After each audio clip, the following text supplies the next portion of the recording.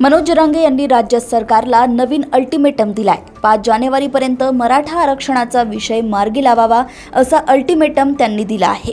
5 जानेवारीपर्यंत मागण्या मान्य करा, जर मागण्या मान्य झाल्या नाहीत तर आंदोलन केलं जाईल असा इशारा देखील त्यांनी दिलाय। येत्या 5 तारखेपर्यंत 1 महिन्यात म्हणजे 5 जानेवारी बरोबर ना, तिथपर्यंत त्यांनी मराठा आरक्षणाचा विषय मार्गी काढायचा नसता हे मराठी पुन्हा तुफान ताकदीनं आंदोलनात उभा राहून सरकारला परेशान करणार, सोडणार नाही।